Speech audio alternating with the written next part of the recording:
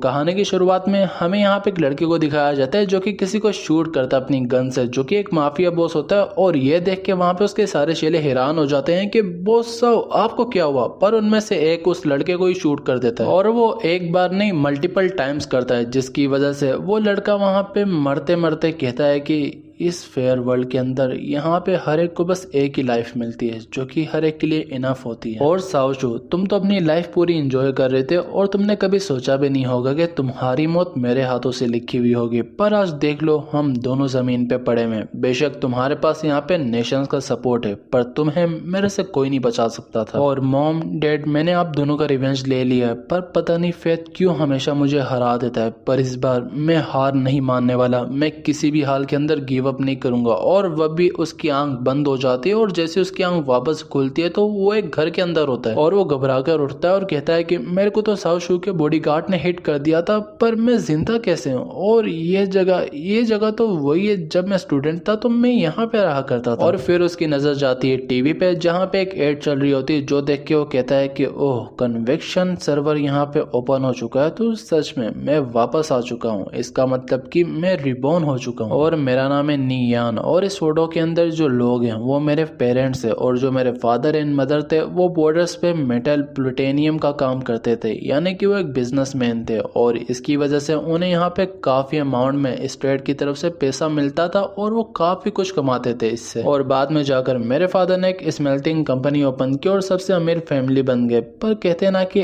अच्छा टाइम ज्यादा वक्त तक नहीं रहता। ये बिल्कुल हमारे साथ हुआ। जब मैं 25 साल का हुआ तो मैंने देखा कि शिनहोंग फाइनेंशियल ग्रुप, हमारे रिलेटिव्स और जिन पर मेरे फादर सबसे ज्यादा ट्रस्ट करते थे, उनके फ्रेंड्स सबको साओशू ने खरीद लिया और उन सब ने उसकी वजह से उन्हें बिट्रे कर दिया। और इसकी वजह से कंपनी को काफी लॉस हुआ और वो बैंक करप्ट हो गई, जो फादर ना सह सके और उन्होंने अपनी जान दे दी। और इसके डिप्रेशन के अंदर मदर भी इस दुनिया से चली गई और अब मैं अकेला हो चुका हूँ। और अनफॉर्चुनेटली पिछली लाइफ के अंदर मैं वेल्थी फैमिली के एनवायरनमेंट की वजह से काफी ज्यादा लेजी था और इसी वजह से साओशू से बदला लेने के लिए मेरे को वो एक्सट्रीम मेथड चूज करना पड़ा। पर अब जब मैं यहाँ पे वापस से आ चुका हूँ और जब मुझे चांस मिल चुका है तो मैं इस बार किसी भी हाल में हारने नहीं वाला। और ये जो कन्विक्शन है, ये क्रॉस एरा होलोग्राफिक गेम है जो कि इस वर्ल्ड को बिल्कुल चेंज कर देता है। और बाद में जाकर यहाँ पे काफी सारे फाइनेंशियल ग्रुप इसके अंदर आए थे और उनमें से एक ग्रुप साओ का भी था, जिसका यहाँ पे राइज इसी कन्विक्शन की वजह से आया था। और ये कन्विक्शन ने इस ह्यूमैनिटी को एक अलग सेकेंड वर्ल्ड दे दिया। और वब के टाइम पर मेरा लेवल भी यहाँ पे 180 प्लस था और मैं ग्रेट थीफ था। और फिर वो अपना फोन चेक करता है और कहता है कि ओह, तो आज यहाँ पे 25 जुलाई 2025 है और कन्विक्शन को भी यहाँ पे ओपन हुए हुए बस 7 ही दिन हुए हैं, तो मेरे पास अब भी काफी टाइम बचा है। और जितना मुझे याद है कि अभी हाईएस्ट लेवल लीडर बोर्ड पे 5 होगा और पिछली लाइफ की मेमोरीज होने की वजह से मेरे लिए काफी आसान होने वाले टॉप पर जाना, और ये मेरे लिए एक ग्रेट अपॉर्चुनिटी है। और जितना मुझे याद है कि मेरे पास अभी भी यहाँ पे कुछ सेविंग्स बची होंगी जिससे मैं एक लो लेवल का हेलमेट ले सकता हूँ। और साओ, बस तुम देखना कि जिस तरीके से तुमने मेरी फैमिली को तबाह किया था उससे भी बदतर तरीके से मैं तुम्हारी जिंदगी तबाह करूंगा। और इस बार मैं हर कुछ चेंज करने वाला हूँ। और इसके बाद वहाँ पे रात हो जाती है और वो अपना हेडसेट पहनते हुए कहता है कि मैं ऑलरेडी यहाँ पे सबसे 7 दिन लेट हो चुका हूँ, पर वैसे भी इस बार मैं सबको सरपास करूंगा। और जैसे ही वो अंदर जाता है तो सिस्टम पहले उसकी एंट्री करता है और फिर उससे पूछता है कि आपको कौन सी कंट्री चाहिए। और यहाँ पे जो कन्विक्शन है ना, वो यहाँ पे 3 नेशंस और फैक्शंस के अंदर डिवाइड है। सबसे पहले है ग्रीनलैंड एम्पायर, जो कि एक ह्यूमन नेशन है और उसे कुछ एल्डर रूल करते हैं। उसके बाद है सैटर्न एम्पायर, जो कि एक ट्राइबल अलायंस है और वहाँ पे तुम्हें हर तरह का इंसान मिल जाएगा, एल्फ, बीस्टमैन और डेवर्स, जैसे कि ये बंदा है। और फिर है डार्क एविल एम्पायर, जिसे यहाँ पे डीमंस रूल करते हैं और वहाँ पे बस तुम्हें डिक्टेटरशिप और ये बुरी चीजें मिलेंगी। पर इन सबसे हटकर एक पीस लविंग एम्पायर भी है, जो कि यहाँ पे जायंट ट्राइब की है और वहाँ पे बस तुम्हें नेचर और ये सब मिलेगा। और पिछली लाइफ में मैंने Greenland empire wind thief class को चूज किया था और इसी वजह से उस क्लास के मेरे को हर चीज के बारे में पता है। Skill, side quest, main quest, हर चीज का पता है। तो अगर मेरे को वापस से मिलती है तो मेरे लिए सब कुछ काफी आसान हो जाने वाला है। और ऐसा ही होता है, सिस्टम इसे चूज करने के लिए देता है, ये वही क्लास को चूज करता है और इसके बाद सिस्टम कहता है कि आप यहाँ पे ग्रीनलैंड एम्पायर के अंदर बोर्न होने वाले हैं, पर सबसे पहले आप अपने करेक्टर को नाम दें, जो कि अपना रियल नेम ही रखता है नियान, और इसका मतलब होता है निर्वाणा फ्लेम, यानी कि एक भड़कती हुई आग। और फिर सिस्टम यहाँ पे थोड़ी बहुत प्रोसेसिंग करता है और सीधा इसे कैरोल सिटी के अंदर टेलीपोर्ट कर देता है। और वहां पे आके जब वो अपना पैनल देखता है तो वो लेवल 0 पे होता है और वो कहता है कि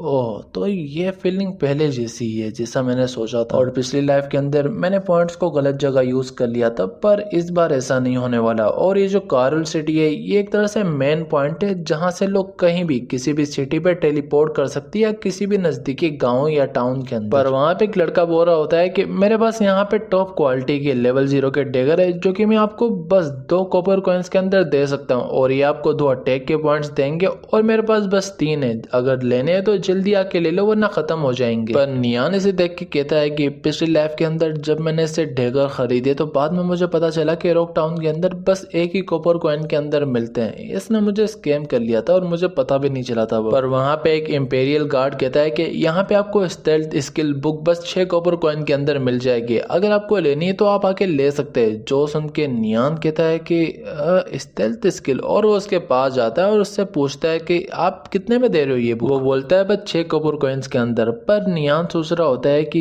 ये स्किल यहाँ पे बेसिक तो है पर काफी पावरफुल भी है उनके लिए जो कि अभी अर्ली है, और ये काफी इंपॉर्टेंट रोल भी निभाती है। और जितना मेरे को अपने एक्सपीरियंस के हिसाब से याद है तो यहाँ पे नजदीकी कैट मोस्टर जोन के अंदर काफी सारे हिडन चेस्ट है और उनके अंदर काफी ग्रेट स्किल है जो कि मेरी मदद कर सकती है मेरा लेवल अप करने के अंदर। और शायद से यहाँ पे उस जोन के अंदर अभी तक कोई नहीं गया होगा क्योंकि वो लेवल 5 का जोन है और मोस्ट ऑफ द प्लेयर्स यहाँ पे 2 या 3 लेवल के हैं अभी तक बस। और फिर वो उस गार्ड को कहता है कि अगर तुम मेरे को ये बुक फ्री के अंदर दोगे तो मैं तुम्हें एक ऐसी सीक्रेट जगह बताऊंगा जहां से तुम स्टेल्थ स्किल बुक काफी सारी माइन कर सकते हो एक ही दिन के अंदर। जो सुन के वो कहता है कि तुम क्या मेरे साथ स्कैम करने आए, सुबह सुबह भीख मांगने आ गए, चलो यहाँ से निकलो, कोई और काम नहीं है क्या तुम्हें। पर नियान कहता है कि शांत इतनी भी जल्दी नहीं है, और अगर मैंने सही गेस किया है तो इन बुक्स को तुमने यहाँ पे फॉरेन शहमान इन लिंक टाउन से फार्म किया होगा ना, और अगर कोऑर्डिनेट चाहते हो तो मैं तुम्हें वो भी बता सकता हूँ। जो सुन के वो हैरान हो जाता है कि तुम्हें कैसे पता ही है, और जो इसने कोऑर्डिनेट्स बताए वो भी बिल्कुल सही हैं। तो क्या हो कि ये सच कह रहा हो और मुझे काफी सारी बुक्स मिल जाएं, पर कैसे हो सकता है, ये बंदा बस लेवल 0 के ऊपर है। पर क्या हुआ, एक ही बुक तो है। और फिर वो उसे दे देता है कि ठीक है, यहाँ पे डील हुई हम दोनों की। नियान भी वहां पे उस बुक को ट्रेड कर लेता है और फिर उसे कोऑर्डिनेट्स बता देता है। वो बंदा भी कहता है कि आपका बहुत बहुत शुक्रिया। पर नियान कहता है कि वहां पे अगर तुम्हें the night out prescription skill book मिली तो मेरे को भी एक दे देना। वो वहां से टेलीपोर्ट करते हुए कहता है कि अगर आपकी बात सच हुई तो मैं आपको जरूर लाके दूंगा, फिक्र मत करे। और उसके जाने के बाद ही नियान बोलता है कि अब मेरे को जब स्किल मिल चुकी है तो मैं जाके वो हिडन चेस्ट को भी ओपन कर लेता हूँ अपने लिए। और वो भी टेलीपोर्ट करके ट्रैक टाउन आ जाता है और वहां पे आके वो उस स्किल को लर्न करता है और उसके बाद फुल स्पीड में उस टाउन से निकल के सीधा उस फॉरेस्ट के अंदर चले जाता है। और वहां पे जाते सार उसे अपने सामने काफी सारी कैट्स दिखती हैं जो कि ये वाइल्ड कैट इविल कैट है, और इस जगह का नाम भी वाइल्ड कैट जोन होता है। और यहाँ पे सारी कैट्स लेवल 4 लेवल 2 लेवल 5 तक की होती है, और एक ट्री के ऊपर जो चेस्ट पड़ा होता है उसी के लिए यहाँ पे नियान आया होता है। और वो उसे देखते हुए कह रहा होता है कि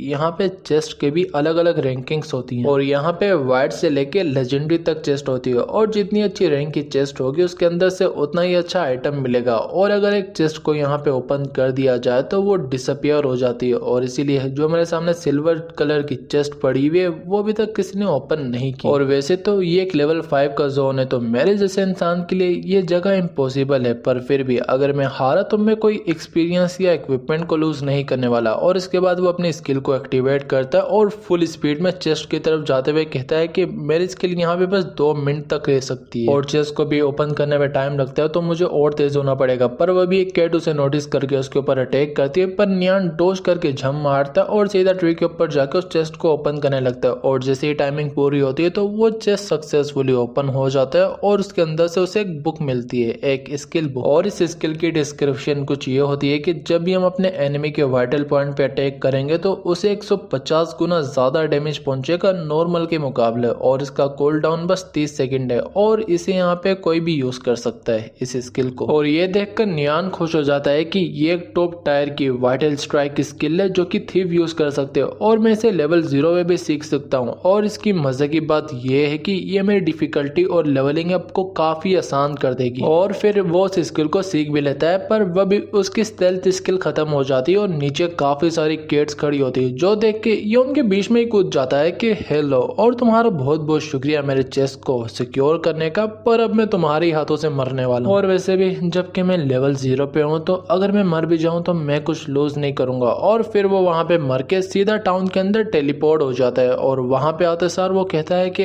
अब मेरा यहाँ पे दूसरा स्टेप स्टार्ट होता है लेवलिंग अप प्लेन का। और इसके बाद वो फुल स्पीड के अंदर टाउन से बाहर जाता है एक विलेज के अंदर, जहां पे जाके वो कहता है कि अब ये है मेरा सेकंड स्टेप, जहां पे मेरे को 20 कॉपर कॉइंस चाहिए, पर हर एक न्यू प्लेयर को बस 2 ही मिलते हैं जब वो गेम को स्टार्ट करता है। और जितना मुझे याद है कि मैं साइड और हिडन एनपीसी क्वेस्ट को एक्सेप्ट करके काफी सारे कमा सकता हूँ। और इसके बाद वो एक हंटर के पास जाता है जो कि एक क्वेस्ट देता है जिसके अंदर इसने 20 सिल्वर ग्रे के जायंट रेड्स को मारना है। और फिर एक फार्मर भी यही देता है जिसके अंदर इसने 50 को मारना होता है। और इन दोनों के क्वेस्ट को एक्सेप्ट करने के बाद ये एक फेरामिस्ट और के पास जाता है, इसका नाम और है, और ये कहता है कि यंग मैन, मैंने सुना है कि तुमने यहाँ पे हंटर और फार्मर दोनों के क्वेस्ट को एक्सेप्ट किया है जो कि एक पब्लिश्ड क्वेस्ट है, तुम्हारी हिम्मत की दाद देनी पड़ेगी। और वैसे मेरे को अपनी मेडिसिन के लिए कुछ मटेरियल चाहिए, तो क्या तुम मेरी मदद कर सकते हो उन्हें कलेक्ट करने में। और ये एक हिडन क्वेस्ट होता है जो कि हमारा नियान बताता है कि एक प्लेयर इसे वो भी एक्सेप्ट कर सकता है जब वो 2 साइड क्वेस्ट को पूरा करे, यानी कि एक्सेप्ट करे, और फिर उसे एक हिडन क्वेस्ट मिलता है। और अभी के लिए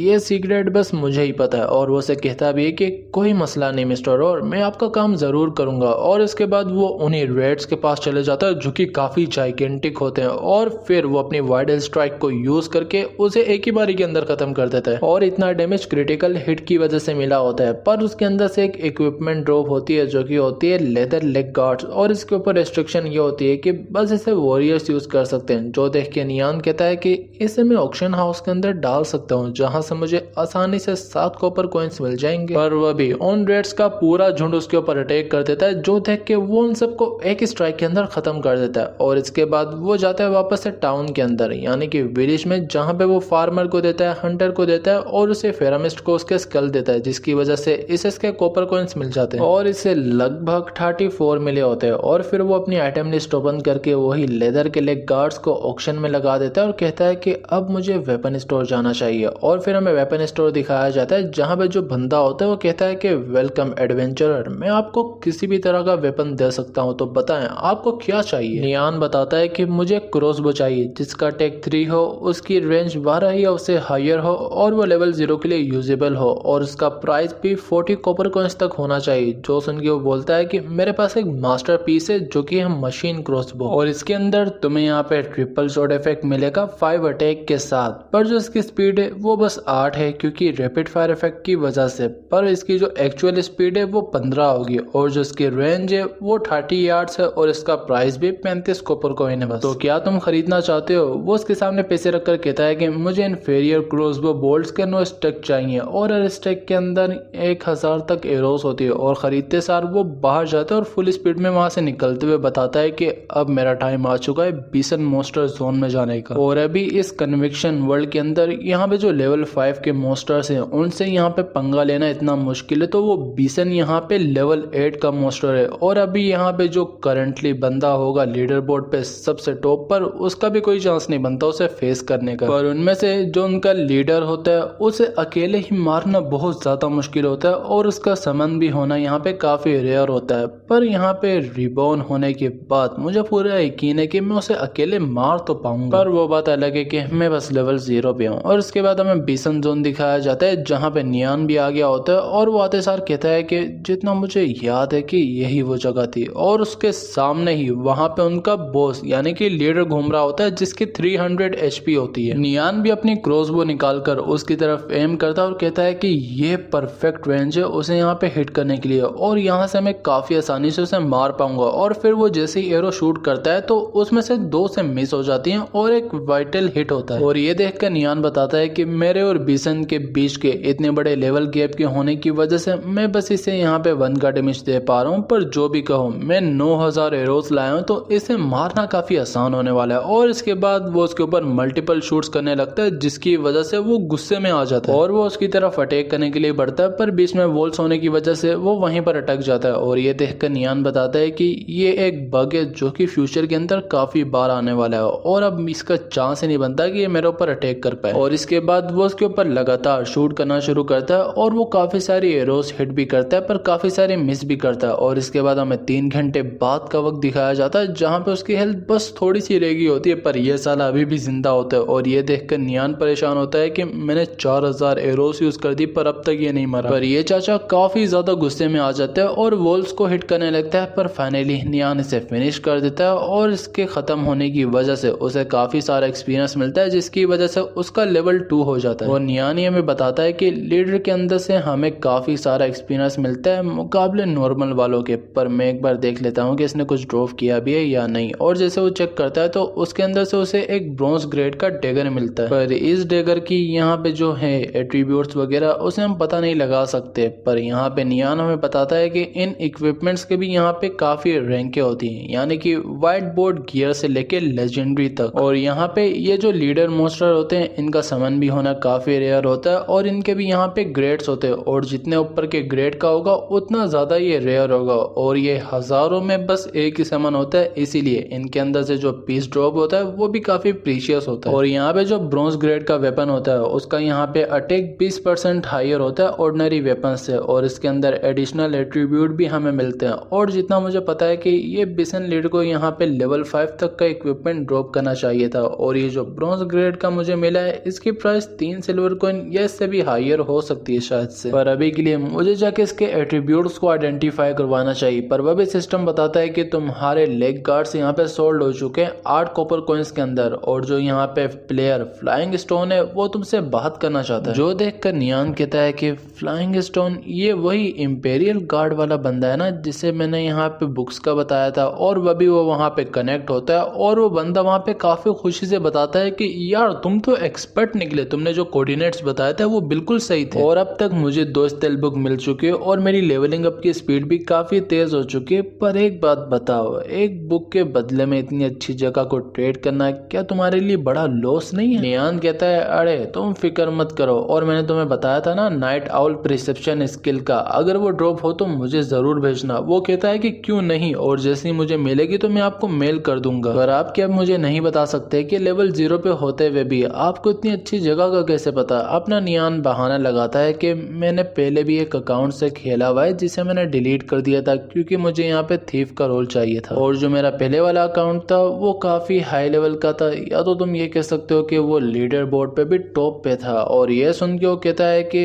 एक्सपर्ट अगर ऐसी बात है तो कभी आप यहाँ पे फॉलन शेनमैन कैंप डंजन गए क्या? क्योंकि हमारी टीम वहाँ पे जाने की कब से ट्राई कर रही है पर जब भी हम वहाँ पे जाते तो हम मारे जाते और हमने अब तक अपने सारा एक्सपीरियंस और इक्विपमेंट को भी लूज कर दिया। जो सुन के अपना नियान बोलता है कि कोई प्रॉब्लम नहीं, मैं तुम्हें वहाँ का पूरा वर्क थ्रू दे सकता हूँ और स्ट्रेटेजी बता सकता हूँ बस 2 सिल्वर कॉइन में। जो सुन के वो खुश हो जाता है कि क्या आप सच कह रहे हैं और मैं किसी तरह भी अपने कैप्टन को चीज के लिए मना लूंगा। और कॉल कट करने के बाद अपना नियान कहता है कि अब मुझे जाना चाहिए अपने डेगर को आइडेंटिफाई करवाने के लिए। और इसके बाद हमें ट्रैक टाउन दिखाया जाता है जहाँ पे जो एक एप्रेशर यानी कि एल्फ वो कहती है कि तुम किस चीज के बारे में जानना चाहते हो। अपना नियान उसे अपना डेगर दिखाता है और कहता है कि मुझे इसके बारे में बताओ कि ये इसके एट्रीब्यूट्स वगैरह क्या है। वो कहती है कि इसकी फीस यहाँ पे 10 कॉपर कॉइन होगी, तो क्या तुम करवाना चाहते हो? नियान सोचता है कि 10 कॉपर कॉइन, जितना मुझे पता है कि रिसाइकलिंग आइटम के प्राइस के हिसाब से ये लोग उसका बस 5% लेते हैं, तो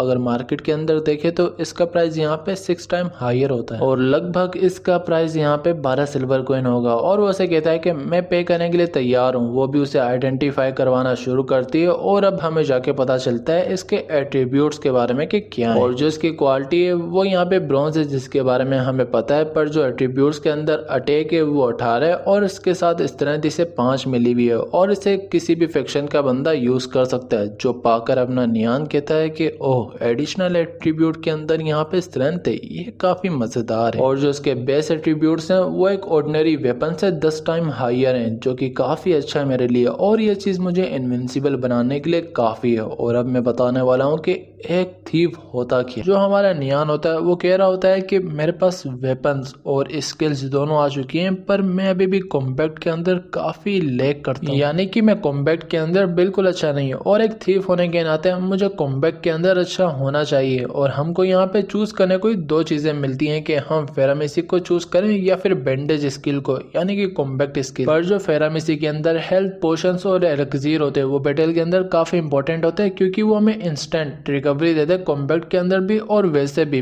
पर इनका मसला ये कि ये काफी ज्यादा एक्सपेंसिव होते हैं। पर वैसे तो रिबॉर्न होने के बाद मुझे पैसे कमाने में कोई मसला नहीं होने वाला, तो इसीलिए पोशंस को मैं आराम से ले पाऊंगा। तो अभी के लिए मेरे को कॉम्बैक्ट को सीखना चाहिए और इसके बाद वो वहाँ पे एक शॉप पे जाता है जो कि मेडिसिन वाली होती है और वहाँ पे जाके कुछ ब्रीथिंग अंडर वाटर के पोशंस लेता है और दिल में कहता है कि अब यहाँ पे टाइम है अपनी स्किल्स को इम्प्रूव करने का। और इसके बाद हमें रेंडो लेक दिखाई जाती है जहाँ पे काफी सारे फिशमैन से काफी लोग लड़ रहे होते हैं और यहीं पर अपना नियान घूम रहा होता है उनके बीच में और ये कह रहा होता है कि इन सब के बीच में घूमना और इनके किलो को चुराना तो काफी आसान है पर फिर भी मुझे केयरफुल रहना पड़ेगा। पर वह भी वो विलेज के पास आ जाता है और बताता है कि अगर मेरे को अपने डेस्टिनेशन तक जाना है तो मुझे इन सारे फिशमैन्स को मारना पड़ेगा जो कि काफी मुश्किल होने वाला है, या तो फिर तुम नामुमकिन कह सकते हो क्योंकि इन्हें हराने के लिए 1000 लोग चाहिए होंगे। पर वह भी वहां पे अनाउंसमेंट होती है कि यहाँ पे जो विक्टोरियस रिटर्न गिल्ड है वो वापस आ चुकी है और वो सारी फील्ड को 3 मिनट के अंदर क्लियर करने वाली है। तो जितने भी यहाँ पे फिशमैन विलेज के नजदीक लोग है वो वहां से भाग जाए। और ये अनाउंसमेंट सुन के नियान बताता है कि ये वही विक्टोरियस रिटर्न गिल्ड है जो कि मेरी पिछली लाइफ के अंदर काफी ज्यादा इग्नोरेंट, डोमिनेटिंग और काफी पावर वाली थी। तो इसीलिए ये लोग यहाँ पे सोलो प्लेयर्स को बुली किया करते थे और इन्होंने मुझे भी 1 महीने तक हंट किया था। पर आज मैं अपना इनसे बदला लेने वाला हूँ और वो अपनी स्टेल्थ स्किल को यूज करके उन सारे फिशमैन्स के बीच में से निकलने लगते हैं। पर वह भी पीछे से उसे आके एक फायर बॉल लगती है और अब तक इसकी स्टेल्थ स्किल भी खत्म हो गई होती है। और ये वही विक्टोरियस गिल्ड के बंदे ने किया होता है जो कि इस पे हंस रहा होता है कि सोलो प्लेयर्स यहाँ पे अलाउ नहीं है और ये होता है लेवल 3 का एलिमेंटल मैच। और ये देख के नियान कहता है कि ओह तो ये विक्टोरियस गिल्ड से और जबकि ये अकेला है तो मैं इससे लड़ सकता हूँ पर मेरे पास चांस है यहाँ से भागने का, पर मैं ये नहीं करने वाला कभी क्योंकि ये मेरी पर्सनैलिटी नहीं है और इसके पास चैंट्स पढ़ने के लिए बस 2 सेकंड होते तो ये मेरे लिए इनफ होने वाला। और वह भी वो उसके ऊपर अटैक कर देता है। ये अटैक इसे हिट तो होता है पर ये पीछे हो जाता है अपने को बचा के और कहता है कि तुम्हें पता भी है कि तुम किससे पंगा ले रहे हो, चोर के बच्चे। और फिर ये वायलेंट फायर रिंग अटैक को यूज करके नियान के ऊपर मारता है। पर इतने के बीच में ही नियान यहाँ पे रिकवरी पोशन पी के उसी को अटैक कर देता है कि तुम्हें क्या लगता है कि तुम थीफ के क्लोज आने के बाद वापस कहीं भाग सकते हो। पर ये नहीं रुकता, ये भी उसके ऊपर वापस से अटैक करता है। पर नियान इस अटैक को भी किसी तरह सर्वाइव कर जाता है जो देख के ये कंफ्यूज होता है कि ये एक लेवल 2 का थीव है और मैंने इतने अटैक इसके ऊपर मारे पर अब तक ये मरा नहीं। इसकी हेल्थ इतनी ज्यादा तो नहीं होनी चाहिए थी क्योंकि जो मेरी हेल्थ है वो भी अभी तक बस 51 पॉइंट्स तक बची है। तो शायद से इसकी 20 होगी तो मैं इसे आराम से एक फायर बॉल से खत्म कर सकता हूँ। और फिर वो वैसा यूज करता है, एक फायर बॉल अपने नियान पे यूज करता है। पर नियान भी अपना डेगर निकालता है और वाइटल स्ट्राइक के साथ उसे वहां पे खत्म कर देता है। और मरते मरते वो कह रहा होता है कि ये कैसे पॉसिबल है, तुम यहाँ पे बस एक लेवल 2 के थी वो पर इतने ज्यादा अटैक खाने के बाद भी तुम मरे नहीं, तुम्हारी हेल्थ है कितनी। नियान बोलता है कभी तुमने पोशन के बारे में सुना? वो कहता है कि मेरे को पता है रिकवरी पोशन के बारे में पर तुम यहाँ पे बस एक लेवल 2 के बंदे हो, तुम्हारे पास इतना पैसा कैसे आ सकता है। नियान कहता है तुम जब रिवाइव होगे ना टाउन के अंदर तो तभी इस सवाल का जवाब सोच लेना खुद से। और उसके मरने के बाद नियान उसकी छड़ी अपने पास रख लेता है और कहता है कि ये लेवल 0 की है तो ये आराम से 9 से 10 कॉपर कॉइंस के अंदर मार्केट में बिक जाएगी। पर अब मुझे निकलना चाहिए इससे पहले कि इसके गिल्ड के बंदे मेरे पास आए। और वहीं पर जो उसके गिल्ड के बंदे होते हैं उन्हें भी पता लग जाता है कि इनका एक बंदा मर चुका है और वो सीधा नियान को वहां पे चेस करना शुरू कर देते हैं। और उनमें से जो एक होता है बिल्कुल तगड़ा, वो अपनी क्लेम और यूज करके नियान के ऊपर अटैक करता है पर किसी तरह नियान उसे डोज कर लेता है। और ये देख के ये भी हैरान होता है कि ये लड़का इतना फास्ट कैसे और इसने मेरे अटैक को कैसे डोज कर लिया। पर वह भी नियान वहां पे अंडर वाटर ब्रीदिंग पोशन पी लेता है जो कि ये लोग नोटिस कर लेते हैं और सीधा नियान के ऊपर एक साथ चार्ज करते हैं। पर नियान इन्हें चकमा दे के इनके पीछे से ही निकल जाता है और ये लोग भी बस नियान को वहां से जाता हुआ देखते हैं और गालियां दे रहे होते हैं क्योंकि इनके पास पोशन नहीं होता। और वह भी इनके दूसरे टीममेट्स आ जाते हैं और पूछते हैं कि वो लड़का कहाँ पे गया है। ये लोग बताते हैं कि वो भाग चुका है यहाँ से। पर शायद से जो इनका लीडर होता है वो कहता है कि पर्पल फायर रिस्पॉन हो गया होगा ना तो उससे इस थीफ का नाम पूछो, जो कि पर्पल फायर कॉल पे बता देता है निर्वाणा फ्लेम। और ये सुन के इनका लीडर कहता है कि निर्वाणा फ्लेम, इस नाम को मैं कभी नहीं भूलने वाला और लड़के मेरे हाथ में आ मत जाना अगली बार। पर जो वहाँ पे नियान होता है वो कहता है कि शुक्र है कि मेरी इनसे जान छूटी। और जितना मुझे याद है कि इस लेक के आसपास एक ट्रेजर चेस्ट भी था और वह भी वो उसे दिख भी जाता है और वो सीधा उसे जाके ओपन भी कर देता है। और इस बार इसे इसके अंदर से मिलता है एक फिशमैन वाटर रिपेलिंग पल, जो कि एक स्पेशल आइटम होता है और इसकी मदद से ये अंडर वाटर ब्रीदिंग भी कर सकता है 30 मिनट के लिए। है और जो इसका कूल डाउन टाइम होता है वो बस 12 घंटे होता है। और नियान भी बताता है कि ये कोई रेयर आइटम तो नहीं है पर फिर भी बिगिनर्स के लिए काफी अच्छा है। पर वह भी उसके मुंह के साइड से जाता है ट्राइडेंट और काफी सारे जाते हैं क्योंकि ऊपर खड़े हुए फिशमैन ने इसके ऊपर अटैक किया होता है। और इन्हें देख के नियान कहता है कि अंडर वाटर में इनसे बिल्कुल नहीं लड़ सकता तो मुझे यहाँ से भागना पड़ेगा। पर वहीं पर सरफेस के ऊपर वो फिशमैन वहां पे एक ब्लास्ट को नोटिस करके उसी के पीछे भागने लग जाते हैं जिसका नियान को भी पता चल जाता है और ये लोंडा काफी खुश होता है क्योंकि जान बच गई होती है इसकी। और कुछ देर बाद सिस्टम बताता है कि तुम यहाँ पे लेक हार्ट आइलैंड आ चुके हो। जो सुन के ये सीधा सरफेस पे जाता है और जाते सार इसे सामने एक लड़की दिखती है और कुछ मॉन्स्टर्स दिखते हैं और वो लड़की घायल होती है। और अपना लोंडा इस लड़की को जानता होता है जिसका नाम होता है याओ याओ। और ये हमें बताता है कि पिछली लाइफ के अंदर जो याओ याओ थी होलीमेज वो मेरी यहाँ पे टीममेट थी और मैंने कभी सोचा नहीं था कि रिबॉर्न होने के बाद भी मैं इससे मिल पाऊंगा। और पास्ट लाइफ के अंदर हमारे साथ काफी कुछ हुआ है पर ये कभी और सुनाऊंगा। पर याओ याओ उसे देख के डर जाती है कि एक मिनट ये कौन आ रहा है मेरे सामने और ऑलरेडी मेरे पीछे 3 मॉन्स्टर से अगर इसने मेरे ऊपर अटैक किया तो मैं जिंदा नहीं बच पाऊंगी। पर जो नियान होता है वो सीधा पानी से आसमान में छलांग मारता है और याओ याओ के ऊपर से एक स्पाइडर के ऊपर जाके अपनी वाइटल स्ट्राइक करके उसे शॉक देता है। और ये देख के याओ याओ भी अपनी होली जजमेंट यूज करके उसकी मदद करती है वहां पे वो दूसरे मॉन्स्टर्स को खत्म करने में। और ये दोनों साथ मिलकर उन तीनों स्पाइडर्स को वहां पे खत्म कर देते हैं। और सरफेस पे आने के बाद याओ याओ उसका शुक्रिया अदा करती है। अपना नियान बोलता है कि कोई बात नहीं, होता रहता है और वैसे मेरा नाम है निर्वाणा फ्लेम। जो सुन के याओ याओ हैरान होती है कि निर्वाणा फ्लेम, ये कहीं सुना सुना लग रहा है और क्या ये वही नियान तो नहीं जिसे मैं रियल लाइफ के अंदर जानती हूँ। पर फिर वो अपने को इंट्रोड्यूस करवाती है कि मेरा नाम है चाचा और ये यहाँ पे एक होली मैच होती है और अब ये लोग एक दूसरे की फ्रेंड लिस्ट के अंदर हो भी गए होते हैं। पर नियान पूछता है कि वैसे तो मैं साइलेंट पे कर क्या रही हो, क्या तुम कोई क्वेस्ट वगैरह करने आई हो। वो बताती है कि हाँ, मैंने यहाँ पे वाटर स्पाइडर्स को मार के उनका जो वाटर सेक्ट है उसे कलेक्ट करना है। नियान बताता है कि सेम, पर मुझे उनका फाइन सिल्क चाहिए, तो क्या हम टीम अप करके ग्राइंड करें। याओ याओ बोलती है कि परफेक्ट, पर मेरे पास यहाँ पे एक फाइन सिल्क है जो कि अभी अभी ड्रॉप हुआ था तो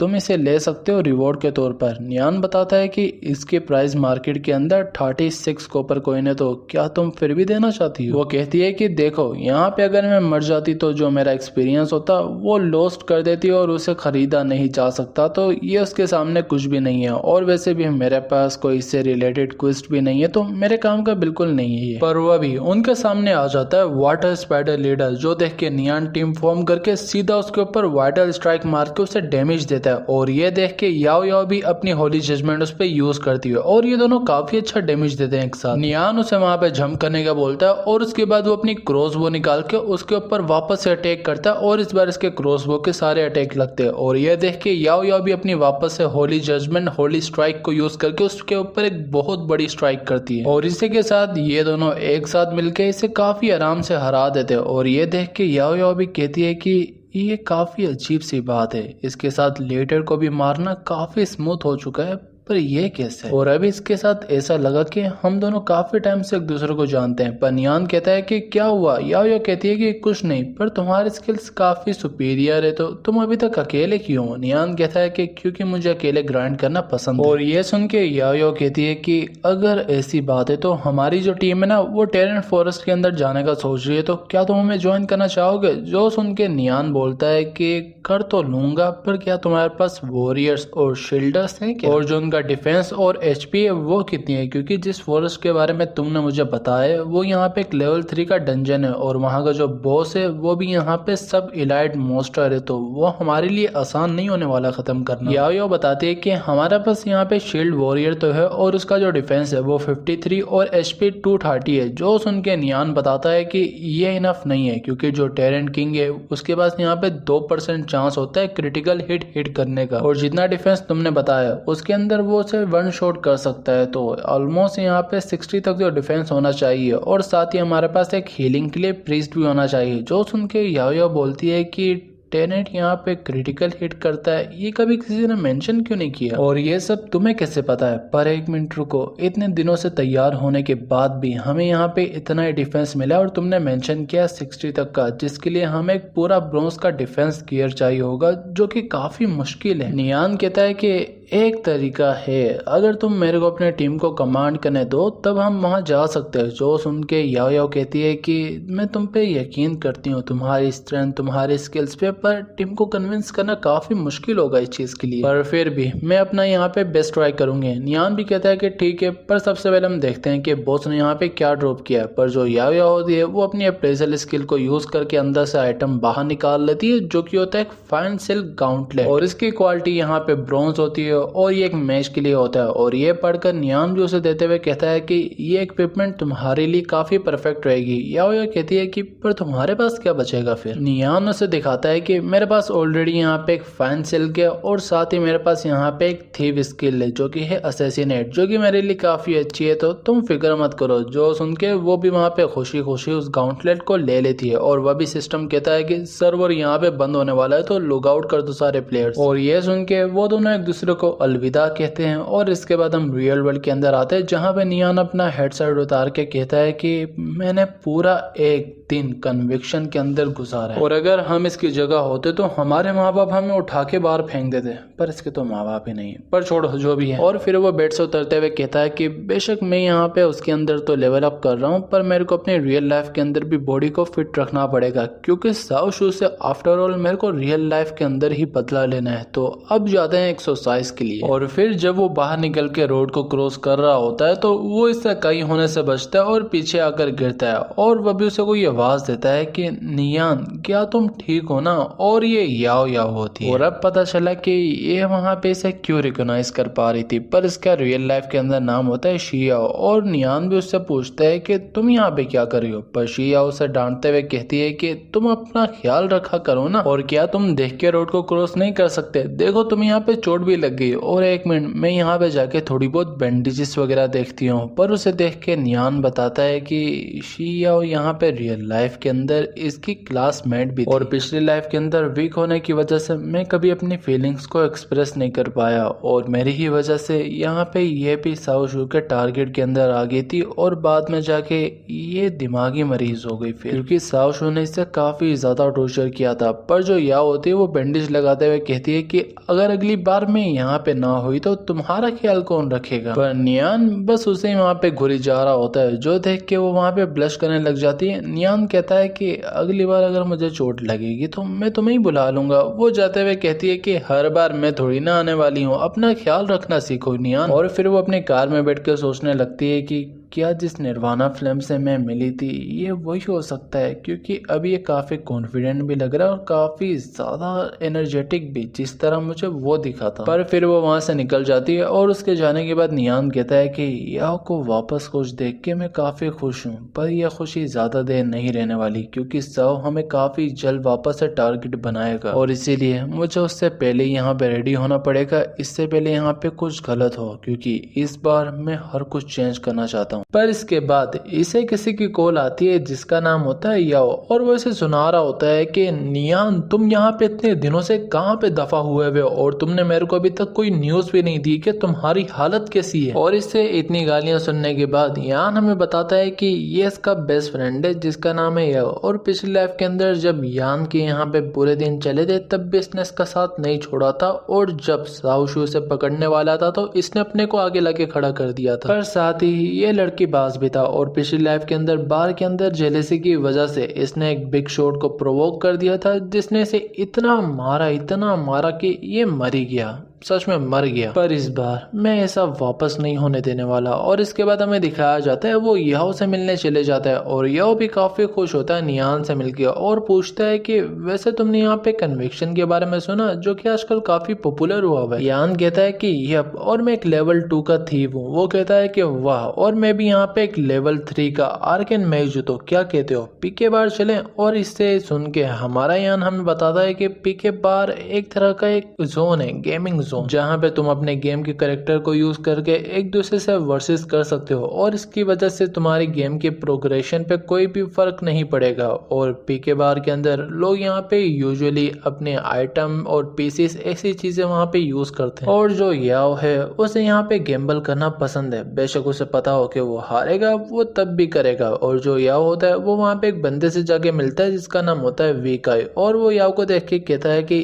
यंग मास्टर याओ, क्या आप वापस यहाँ यहाँ पे पैसे लुटाने हैं। याओ कहता है कि किसने कहा कि मैं तुम्हें पैसे देने वाला हूँ, पर वो बंदा नियान को देख के कहता है कि यान तुम भी वापस आ गए और लगता है कि पिछले बार का लेसन तुम्हारे लिए इनफ नहीं था। पर याओ कहता है कि फिक्र मत करो, जब तक मैं तुम्हारे साथ हूँ ये तुम्हें हाथ भी नहीं लगा सकते। और ये देख के वो वहाँ पे थोड़ा सा हैरान होता है कि अजीब सी बात है, पिछली बार ये काफी डरा हुआ था पर इस बार काफी शांत है। पर याओ अपनी आदत से मजबूर जाके बैठ जाता है और कहता है कि जल्दी आओ, ज्यादा बकवास मत करो और मैं पर राउंड यहाँ पे 200 लगाता हूँ। और जो वीक आई होता है वो भी इसके सामने आके बैठ जाता है, जो देख के नियान बताता है कि जो वीक आई है वो एक लेवल 3 का बर्जर्कर है और उसने यहाँ पे चार्ज अटैक को सीखा हुआ है, जो कि एक आर्केन मैच के लिए बहुत बड़ी डिसएडवांटेज हो सकती है। और जो याओ है उसके लिए ये काफी मुश्किल होने वाला है डॉज करना, तो शायद से वो हारेगा इस बार वापस। पर यान के पीछे शीफेंग आके कहता है कि वैसे भी घूरने का फायदा नहीं है, क्योंकि तुम्हें भी पता है कि जो याओ है वो डेफिनेटली इस राउंड को हारने वाला है, तो क्या तुम मेरे साथ राउंड लगाना चाहोगे? यान कहता है कि ठीक है, पर मैं बस एक ही राउंड लगाऊंगा क्योंकि तुम्हारे जैसे छोटे मोटे प्लेयर्स के साथ खेलने में मैं इंटरेस्टेड नहीं हूँ। जो सुन के वो गुस्सा हो जाता है कि तुम यहाँ पे काफी घमंडी हो रहे हो, मेरे पास 700 पड़े में और वो मैं बस एक ही राउंड के ऊपर लगाऊंगा, तुम बताओ। यान भी जाके बैठ जाता है और इनका राउंड स्टार्ट हो जाता है और ये एक बेम्बू फॉरेस्ट के अंदर स्टार्ट हुआ होता है। पर वह भी यान अपनी स्टेल्थ स्किल को यूज करता है, जो देख के वो थोड़ी देर के लिए हैरान होता है, पर यान उसके सामने से अब तक गुम भी हो गया होता है। जो देख के वो कहता है कि हाँ, तुम्हें क्या लगता है कि तुम यहाँ पे छुपन छुपाई खेल के जीत सकते हो? आज तुम में से हारने वाले हो। पर ये लड़का यहाँ पे छुपा हुआ कहाँ पे? पर वह भी यान उसके ऊपर आता है और उसके पीछे से उस पे अटैक करता है और 40 का डैमेज देता है, जो देख के वो कहता है कि कायरो की तरह यहाँ पे अटैक करना बंद करो। और इसकी सोड यहाँ पे यान को लगने वाली होती है, पर यान अपनी वाइटल स्ट्राइक यूज करके उसे वहां पे खत्म कर देता है। और ये देख के बाहर भी खड़े हुए हैरान होते हैं कि ये यान इतनी जल्दी से कैसे हरा सकता है। और इसके बाद यान और जो शीफेंग होते हैं वो भी बाहर आ जाते हैं, पर शीफेंग सोच रहा होता है कि पर ये कैसे हो सकता है, इसने यहाँ पे सिंपल से मूवमेंट को यूज करके मेरे को 1 हिट कर दिया वाइटल स्ट्राइक से। और जब पहले ये आया था ये काफी ज्यादा डरा हुआ था, पर अब काफी ज्यादा बहादुर लग रहा है। पर क्या ऐसा तो नहीं कि ये पहले बस एक करता था कि ये यहाँ पे कमजोर है और गुस्से को पी जाता था, पर अब ये हम सबको यहाँ पे दिखा रहा है हम सबका होने क्या वाला है। पर वह भी वहाँ पे याओ आ जाता है। यान पूछता है कि कैसा गया मैच? याओ कहता है कि बात मत ही करो, मैं दोनों राउंड हारा और मैं 1200 रुपये हार चुका हूँ। और जो वीक आई है उसने यहाँ पे बर्जर्कर को सीखा हुआ है, जो कि एक एंटी मैजिक ओरा रिलीज करता है और ये एक आर्केन मैच के लिए परफेक्ट काउंटर है। पर यान बताता है कि एक्चुअली ये जो एंटी मैजिक ओरा है ना, ये बस तुम्हारे यहाँ पे थोड़े से मैजिक डैमेज को रिड्यूस करता है, उतना पावरफुल नहीं है जितना तुम इसे समझ रहे हो। और इसके अंदर मेन बात यही है कि अगर तुमने टाइम पे अपने मैजिक को रिलीज कर दिया तो जो बर्जर्कर से फाइट है वो काफी ज्यादा सिंपल हो जाएगी। या वो बोलता है कि यही तो मसला है, मैं यहाँ पे नहीं कर पा रहा था टाइम को मैनेज और उसने मेरे को इंस्टेंट किल कर दिया फिर। पर वैसे आजकल तुम्हें ये चीजें काफी पता चल रही हैं, कहाँ से सीख रहे हो तुम? यान उसे पैसे दिखाता है, जो देख के वो हैरान हो जाता है कि क्या तुम अभी अभी जीते हो? पर सामने वाली टीम का बंदा कहता है कि ओए लड़के, काफी घमंड दिखा रहा है तू, और तूने हिम्मत कैसी की हमारे पैसों को यहाँ पे लेने की? आज मैं तुझे सबक सिखाता हूँ। और वो जैसे अटैक करने वाला होता है तो यान उसका हाथ पकड़ के उसे घुमा के जमीन पे मारता है। और यान हमें बताता है कि पिछले लाइफ के अंदर साओ शू से डील करने के लिए इसने यहाँ पे थोड़ी बहुत मार्शल आर्ट्स को भी प्रैक्टिस किया था। पर ये देख के याओ हैरान होता है कि ये यान इतना स्ट्रॉन्ग कब से बन गया। और शीफेंग भी परेशान होता है कि अच्छा होगा कि हम इससे यहाँ पे पंगा ना ले, वरना ये हमारी बैंड बजा देगा। और वीकाई सोच रहा होता है कि ये जो नियान है ये काफी बदल चुका है जब से मैंने इसे देखा है वापस। और जो इसके बंदे यान को मारने जा रहे होते ये उन्हें रोक के कहता है कि मुझे बात करने दो। और वो यान से पूछता है कि यंग मास्टर, क्या आप मेरे साथ भी एक मैच लगाना चाहेंगे? यान कहता है कि अगर कम पैसे लगेंगे राउंड्स में तो नहीं। वीकाई बोलता है कि मैं पर राउंड यहाँ पे 1000 लगाने को तैयार हो, तो हम 3 राउंड लगाएंगे। पर याओ बोलता है तुम एक लेवल 3 के बर्जर करो और यान बस एक लेवल 2 का थीव है, तो ये कैसे यहाँ पे बराबर हुआ? तुम फालतू में उससे बुली करना चाह रहे हो ना? पर यान कहता है क्या कहते हो तुम, पर राउंड 3000 हो जाए? जो सुन के वो भी कहता है कि ठीक है, पर यहाँ पे मैं देखना चाहता हूँ कि लेवल 2 पे होते हुए ये मुझे कैसे हरा सकता है। पर याओ से समझाने लगता है कि यान तुम पागल तो नहीं होगे, तुम्हें पता भी है कि ये कितना रिस्की और इतने सारे पैसे तुम लाओगे कहाँ से। यान कहता है ऑब्वियसली तुमसे मैं उधार लूंगा और तुम्हें मेरे पे यकीन नहीं है क्या। याओ बोलता है ठीक है, पर आखिरी बार दे रहा हूँ पैसा, अगली बार ऐसी चीजों में मेरे से पैसे मत मांगना। और इसके बाद वो लोग वहाँ पे गेम में एंटर करते और उनका मैच स्टार्ट हो जाता है जो कि एक ग्रास फील्ड के अंदर होता है। और ये देख के याओ भी बोलता है कि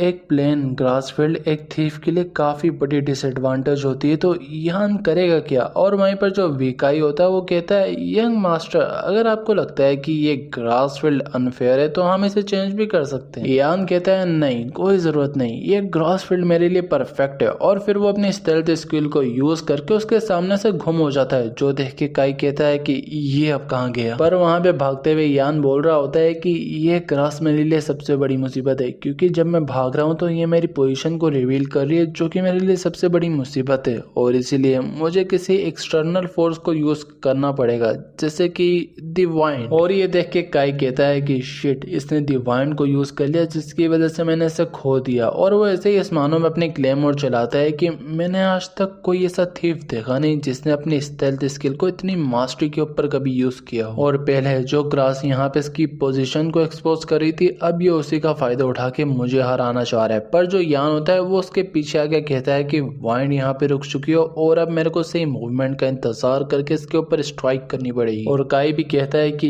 यह भी यहाँ पे काफी स्लोली मूव कर रहा होगा, क्योंकि वाइंड यहाँ पे रुक चुकी है और ये अपने को रिवील नहीं करना चाहता। पर वह भी वहां पे हवा चलती है और हवा के साथ ही यान उसके ऊपर एक स्ट्राइक करता है, 35 उसकी हेल्थ ही ले जाता है। काई भी जवाब में अटैक करके उसे पीछे करता है कि तुम मेरे पीछे कब आए। और फिर वो अपनी व्हीलर वाणी स्लैश को उसके ऊपर यूज करके उसे 9 का डैमेज देता है। पर इतने के बीच में यान बोलता है कि एक ग्रेट स्वॉर्ड और उसके साथ अटैक को यूज करने की वजह से इसे यहाँ पे एक बैक स्विंग का एनिमेशन मिलेगा, जो कि 1 सेकंड का होगा। और इसी के अंदर अब मेरी विक्ट्री छुपी हुई है। और जैसे काई यहाँ पे बैक स्विंग करता है तो यान उसके सामने से घूम होके उसके ऊपर आता है और उसके ऊपर एक वाइटल स्ट्राइक करता है, जो देख के बाहर खड़े हुए लोग उसके बंदे हैरान हो जाते हैं कि ये कैसे पॉसिबल है और कोई इतना तेज कैसे हो सकता है। और वहीं पर यान ने इस बार दिया होता है 96 का डैमेज, जो देख के काई गुस्से में आ जाता है और यान के ऊपर अपना फ्लेम स्लैश यूज करता है। और यान भी पीछे नहीं हटता, वो भी उसके क्लोज कॉम्बैट में जाता है, क्योंकि इसके लिए एक एडवांटेज होती है। और यान बताता है कि मेरी एचपी यहाँ पे काफी है और अगर मैं इस अटैक को टैंक यानी कि रोक भी लूं तो मेरे लिए यहाँ पे कोई डिसएडवांटेज नहीं होने वाली, तब भी मैं एडवांटेज में रहूंगा। और वो वैसा ही करता है, वहां पे अटैक को रोक के अपने ऊपर थोड़ा बहुत डैमेज लेता है बस, जो देख के काई भड़क जाता है कि तुम्हारी हिम्मत कैसे हुई मेरे अटैक को रोकने की। और फिर वो अपनी 1 स्ट्राइक स्लैश को यूज करके यान की तरफ बढ़ने लगता है, अपना चार्ज अटैक यूज करता है, यानी कि चार्ज में जाता है वो बरसक में। और ये देख के याओ बताता है कि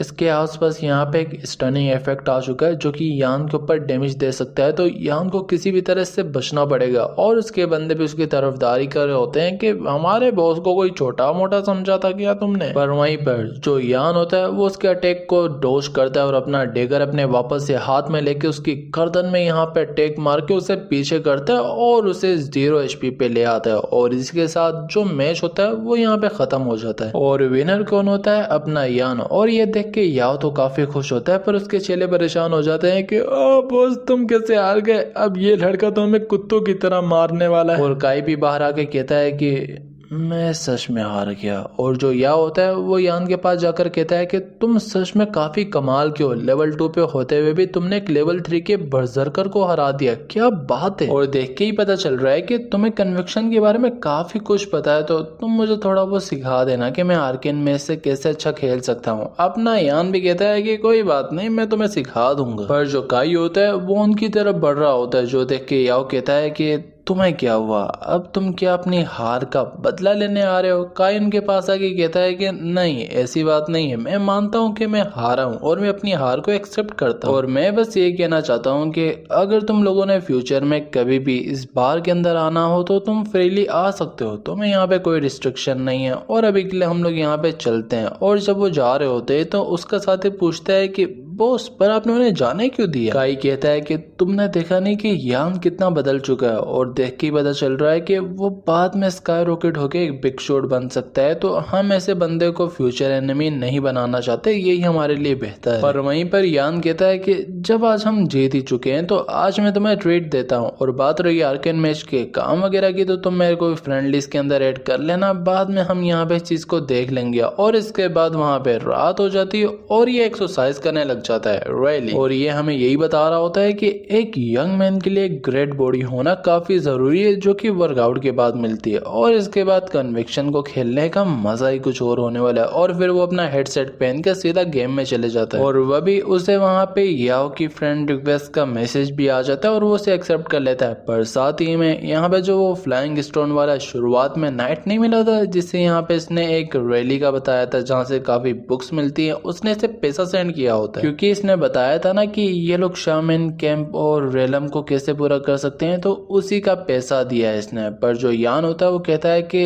जब याओ यहाँ पे ऑनलाइन आ ही गया है तो मैं इसे अपने साथ ही फॉरेस्ट के अंदर ले जाता हूँ। पर साथ में उस नाइट ने एक और रिक्वेस्ट भेजी होती है कि क्या आप हमें ओकमेक मडी स्वैम्प का वॉक थ्रू करवा सकते हैं, जो देख के यान कहता है कि ये डंजन का पूरा सेल वेल करना मेरे लिए अच्छा नहीं होने वाला, क्योंकि ये मेरी सस्पेंशन भी करा सकता है, तो मैं इंतजार करूंगा कि ये 2 से 3 बार फेल हो, उसके बाद एक मैं अच्छे गुड प्राइस पे इन्हें बेच के दूंगा। पर अभी के लिए हम यहाँ पे एक हिडन क्वेस्ट करते हैं। और फिर वो अपने सामने बैठे हुए दद्दू के पास जाता है। वो दद्दू यहाँ पे एक फिजिशियन होता है और वो पूछता है कि तुम यहाँ पे कितने फाइन सिल्क कलेक्ट कर पाए। अपना यान बताता है कि मेरे पास बस 30 है यहाँ पे। फिजिशियन कहता है कि ये तो काफी अच्छा है और इसके बदले मैं तुम्हें 30 पीस ऑफ सिल्क दूंगा, और ये जो फाइन सिल्क और पीस ऑफ सिल्क है ना, ये दोनों अलग अलग है, तो ये चीज दिमाग में रखना आगे के लिए। और साथ ही में मैं तुम्हें यहाँ पे एक स्किल सिखाऊंगा, और ये स्किल यहाँ पे होती है बैंडेज स्किल, जिसने यहाँ पे यान सीखने के लिए आया होता है और वो उसे काफी आराम से सीख भी लेता है, जो कि एक इंटरमीडिएट कॉम्पैक्ट बैंडेज स्किल होती है। और जितना मुझे समझ आ रहा है कुछ इसमें ये लिखा हुआ है कि अगर इस स्किल को यूज करना है तो उसके लिए यहाँ पे 10 सिल्क रिक्वायर्ड है, और ये जब इसके लिए यूज करेगा तो इसके 20 HP रिस्टोर होगी, और ये एक्शन का जो कूल डाउन है वो बस 10 सेकेंड है, और ये इसके लिए अपने टीममेट्स पे भी यूज कर सकता है। पर जो इसका क्वेस्ट होता है वो बस 20% कम्प्लीट हुआ होता है, जो देख के यान कहता है कि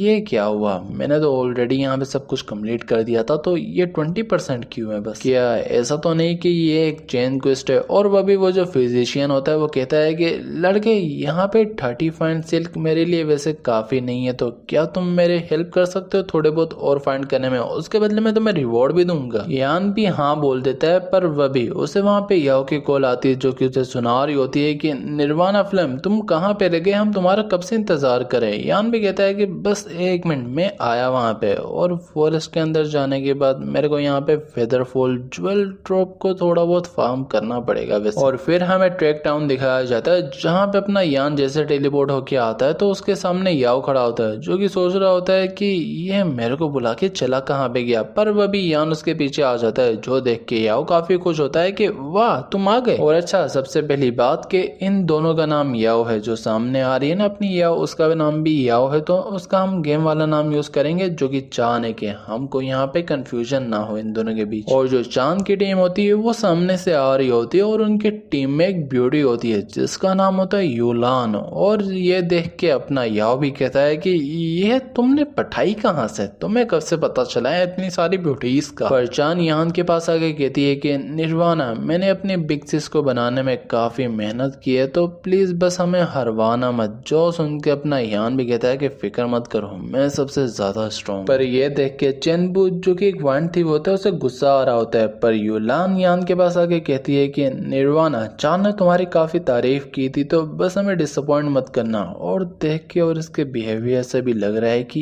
ये फिट कैंडिडेट है यहाँ पे एक लीडर के लिए, तो मुझे नहीं लगता कि हम हारेंगे। यान कहता है मुझे भी अपने पे पूरे यकीन है कि मैं तुम्हें क्लियर करवा दूंगा, पर सबसे पहली बात क्या, टीम का कैप्टन मैं रहूंगा और सब मेरे ऑर्डर्स फॉलो करेंगे। जो सुन के जो चेनबू होता है वो कहता है कि हम तुम्हारी बात क्यों सुनेंगे बे, और क्या हो कि अगर तुम्हें कुछ पता ही ना हो और हम सबको तुम मरवा दो। यूलान उसे समझाती है कि चेनबू, तुमसे मैंने पहली बात की थी इस चीज पे और तुम एग्री भी हो गए थे, तो अब ये तुम तमाशा क्यों बना रहे हो। चेनबू कहता है कि आप यहाँ पे एक आउटसाइडर का साथ क्यों दे रही हैं। पर यूलान यहाँ से से उसकी जगह माफी मांग के कहती है कि तुम टीम बनाओ, सबको मैं ज्वाइन करवाती हूँ। यान कहता है कि देखो तुम सबने मेरे ऑर्डर्स फॉलो करने, पर अगर अब भी तुम डिससेटिस्फाइड हो तो तुम टीम को लीव कर सकते हो, क्योंकि अगर बाद में ट्रिक्स खेलने की कोशिश की तो मैं तुम लोगों को नहीं छोड़ने वाला। और इसके बाद यान टीम बना लेता है और वहाँ पे सारे लोग ज्वाइन कर लेते हैं चेनबू के अलावा। पर जो युलान होती है वो कहती है कि जो कैप्टन के ऑर्डर है वो मेरे ऑर्डर हैं, और अगर किसी ने ट्रिक खेलने की कोशिश की तो वो फ्यूचर में मेरी टीम के अंदर नजर नहीं आएगा। जो सुन के चेनबू भी ज्वाइन कर लेता है और इसके बाद यान कहता है कि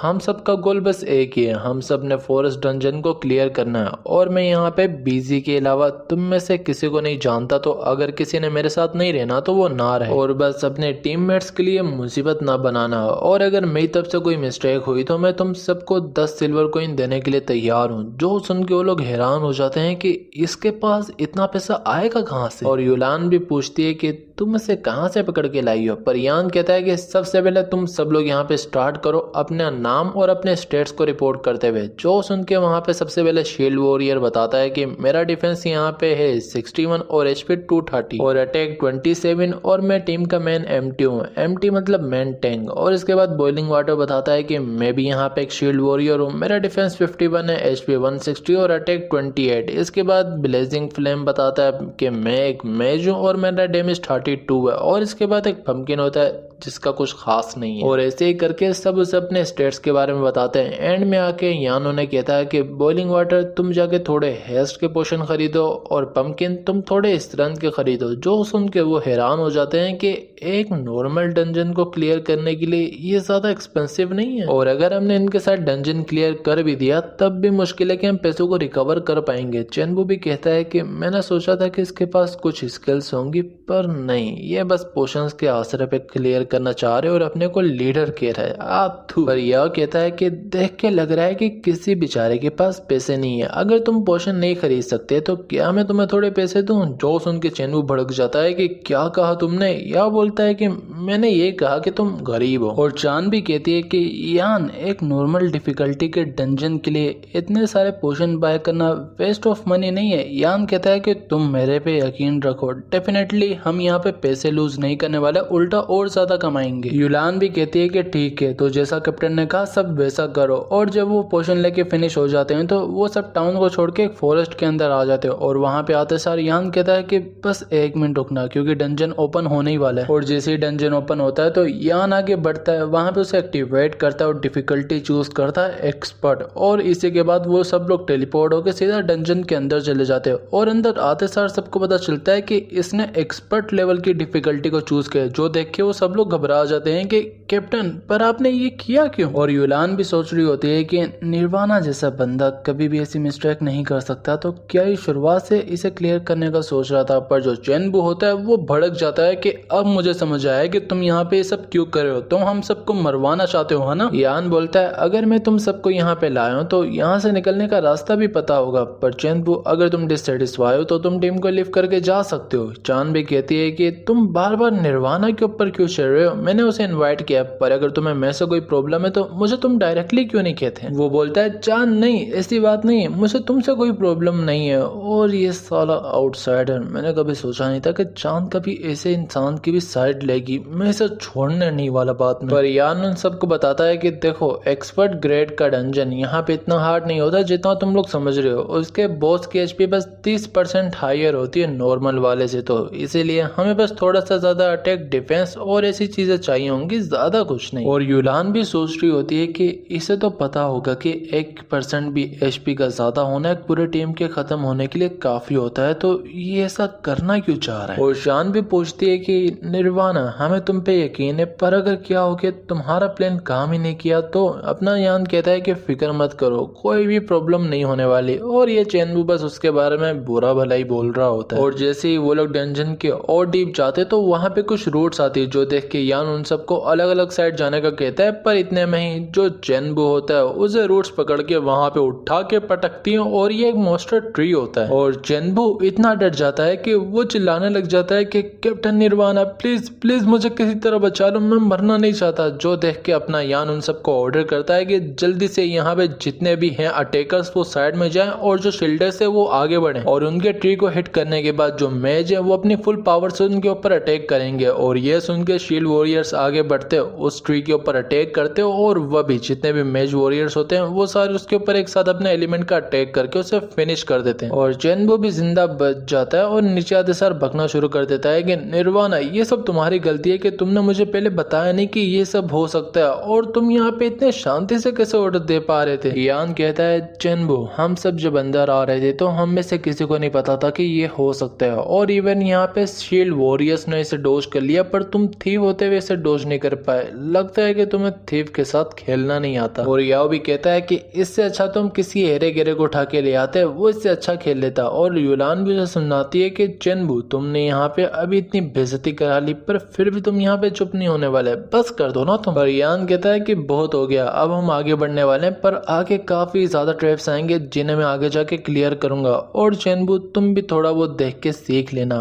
और फिर वो जैसे ही आगे बढ़ रहे होते हैं तो सामने एक ट्रैप एक्टिवेट होता है जो देख के अपना यान उसे डोज करता है और आगे बढ़ता है। और वह भी उसके ऊपर एक जाल का ट्रैप आता है जिससे वो इजीली काट देता है। जो देख के याओ तो इम्प्रेस होता है और यूलान भी कहती है कि यहाँ के ट्रैप की एफिशिएंसी काफी हाई है और ये सिंपली उन्हें सबको यहाँ पे क्लियर कर रहा है। जो देख के चेनबू आगे बढ़ जाता है कि इनमें कौन सी बड़ी बात है, ये तो मैं भी कर सकता हूँ। और जैसे वो अपना पहला कदम आगे रखता है तो वो ट्रैप के अंदर ही गिर जाता है और अपना यान उसे बचाता है और बाहर निकालता है और कहता है कि यहाँ पे थीफ को देख के चलना चाहिए, पर तुम तो ये भी नहीं कर सकते, क्या नूब हो तुम। पर ये अभी भी सुना रहा होता है कि ये सब तुम्हारी गलती है, तुम जब यहाँ से गए थे तो तुम्हें कुछ नहीं हुआ, मेरे को कैसे हो गया। जो सुन के याओ तो भड़क जाता है, पर यान उसे कहता है कि एक थीफ होने के नाते तुम किसी पे भी यहाँ पे यकीन कर रहे हो और जहाँ से मैं जा रहा हूँ इसका मतलब ये तो नहीं कि वो गारंटीड सेव है, तो तुम यहाँ पे थीफ होने के लायक नहीं हो। जो सुन के उसे गुस्सा आ जाता है और वो अपनी स्वॉर्ड निकाल के उसे 1v1 डुअल के लिए चैलेंज करता है और उसके ऊपर अटैक करता है। पर यान काफी इजीली 2 उंगलियों से उसका अटैक रोक लेता है और बोलता है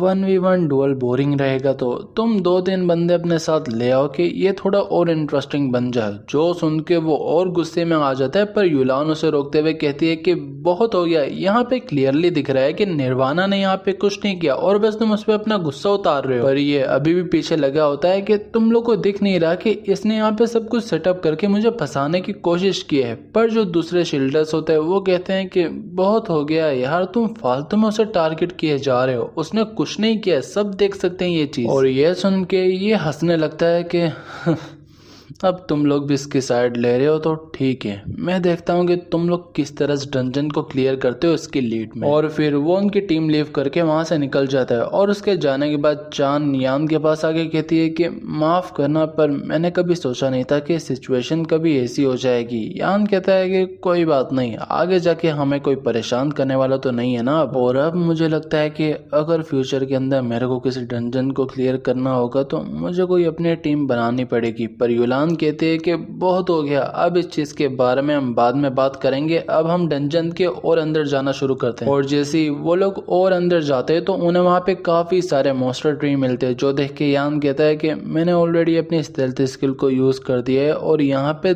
10 टेरेन मॉन्स्टर ट्रीज हैं, तो कैसे निपटे इससे। और यूलान भी कहती है कि निर्वाणा हम सब भी मिलके इनसे नहीं लड़ सकते, तो अब तुम क्या करने वाले हो। यान कहता है मैं इतना भी स्टूपिड नहीं हूँ कि मैं तुम सबको लेके इनसे भिड़ पड़ूं, मैं यहाँ पे खुद देखता हूँ। और फिर वो जंप करके ट्री के ऊपर जाता है और अपनी क्रॉसबो को अपनी इन्वेंट्री से निकालता है और उन ट्रीज की तरफ एम करते हुए कहता है कि आज मैं तुम्हें दिखाता हूँ कि एक थीफ कर क्या सकते हो। और फिर वो अपने 3 एरोज को शूट करता है अलग अलग डायरेक्शन में। जो देख के वो सब कंफ्यूज होते हैं कि निर्वाणा करना क्या चाह रहे हैं यहाँ पे। पर यान नीचे आकर कहता है कि बॉइल्ड वाटर और तुम इस कोऑर्डिनेट्स पे जाओ और वहां पे ब्लॉक करो। जो सुन के वो दोनों भी वहां से निकल जाते हैं और सामने जो ट्रीज होते हैं उन पे एरोस लगते हैं जिनकी वजह से वो डिस्टर्ब हो जाते हैं और एक जगह में इकट्ठा हो जाते हैं। पर ये देख के यूलान कहती है कि मैंने कभी सोचा नहीं था कि ये 3 एरोस को अलग अलग डायरेक्शन के अंदर फेंक सकता है एक ही बारी के अंदर, क्योंकि ये बस मैंने लेजेंड्स के अंदर सुना था, पर आज देख भी लिया। और जो लीडर बोर्ड के टॉप पे लोग हैं वो भी ये नहीं कर सकते। सकते, यानी कि इसका आईक्यू लेवल काफी हाई है और अगर थीफ को ऐसा होना है तो उसे अपनी फील्ड के अंदर मास्टर होना चाहिए। और ये सब सुनने के